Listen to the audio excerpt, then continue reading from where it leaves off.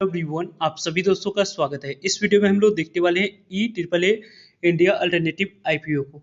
यहाँ पे इस आईपीओ के बारे में बात करें तो इस आईपीओ में शेयर होल्डर्स कैटेगरी हम लोगों को दिखेगी। तो कौन सी कंपनी के शेयर आप लोगों के पास पहले से यहाँ पे रहनी चाहिए ताकि इस 1500 करोड़ के इशू साइज वाली आईपीओ आपको अप्लाई करने की अपॉर्चुनिटी शेयर होल्डर्स कैटेगरी में मिलते हुए दिख सकती है। इनके बारे में इस वीडियो में डिटेल्स में बात करने वाले हैं। इस वीडियो को इन तक देखिएगा और ऐसे ही daily IPO grey market premium से जुड़ी अपडेट के लिए चैनल को सब्सक्राइब कर लीजिए। साथ ही कमेंट्स में टेलीग्राम ग्रुप का लिंक दिया गया, वहां भी जुड़ सकते हो टाइम पे अपडेट के लिए।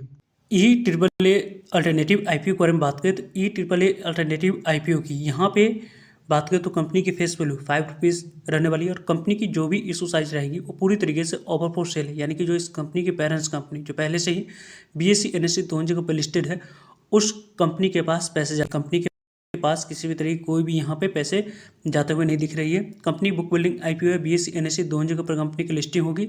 लगभग इस कंपनी की जो इशू साइज है पूरी तरीके से यहाँ पे आप लोगों को 1500 करोड़ की टोटल इशू साइज आएगी, जिसमें से 6,42,80,246 इक्विटी ऑफ शेयर प्रमोटर्स और एग्जिस्टिंग शेयर होल्डर्स अपने स्टेक को डाइल्यूट करते हुए देखेंगे। यहाँ पे इस कंपनी के बारे में बात करते हैं तो इस कंपनी की जो ओवरऑल आईपीओ की जो DRHE फाइल करने की जो यहाँ पे पहले से ही इस कंपनी के बारे में हिस्ट्री के बारे में बात करते हैं तो इस कंपनी के DRHE सेबी के पास यहाँ पे 10 दिसंबर 2024 को फाइल किया गया था। यहाँ पे ऑफर डॉक्यूमेंट्स इस कंपनी के द्वारा रिटर्न करवा लिया गया था 27 मार्च को 2025 को, जो कि यहाँ पे उस समय टैरिफ से रिलेटेड बात चल रही थी पिछले ईयर और मार्केट में गिरावट आ रखी थी और मार्केट में पूरी तरीके से वॉलेटिलिटी दिख रही थी। उसके वजह से आपको इस कंपनी की आईपीओ लाने की प्लानिंग पहले पोस्टपोन किया जा चुका था।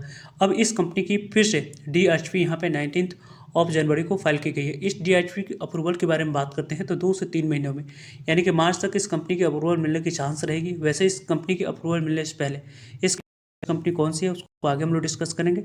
वैसे इस कंपनी के बारे में बात करते हैं तो 50% शेयर QIB को एलोकेट किया जाएगा, 35% शेयर रिटेलर्स को, 15% शेयर आपको NII कैटेगरी को एलोकेट करी जाएगी।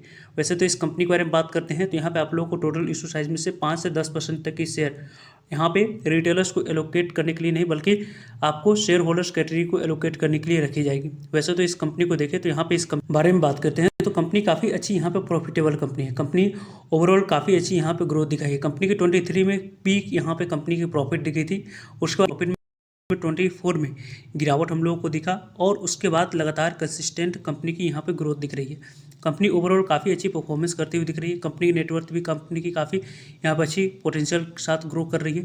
बोरिंग भी कंपनी के पास कम ही दिख रही है। ओवरऑल कंपनी के बारे में बात करें रिजर्व एंड सरप्लस भी 990 करोड़ के पास दिख रही है। कंपनी फाइनेंशियल हेल्थ के अकॉर्डिंग कंपनी अच्छी है। वैसे इस कंपनी की पेरेंट्स कंपनी के बारे में बात करें, यहाँ पे इस कंपनी की EAAA इंडिया अल्टरनेटिव आईपीओ की जो DRHE फाइल करी गई उस DRHE फाइल में जो इस कंपनी के तौर पे दिखाया गया, यहाँ पे देख सकते हैं इस कंपनी की प्रमोटर्स कंपनी के तौर पे एडेलवाइज सिक्योरिटीज एंड इन्वेस्टमेंट कंपनी यहाँ पे पूरी तरीके से अपने प्रमोटर्स के तौर पे इस कंपनी में अपने स्टेक को डाइल्यूट करते हुए देखेंगे।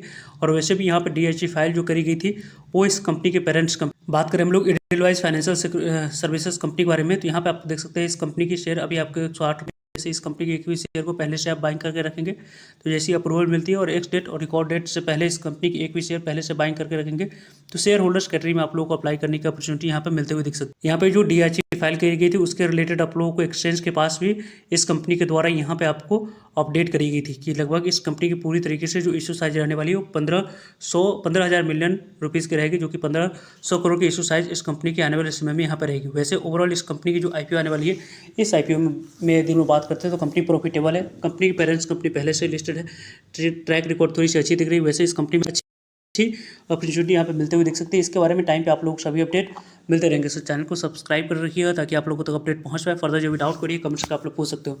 मिलते हैं एक नई इन्फॉर्मेटिव वीडियो में, तब तक के लिए जय हिंद जय भारत।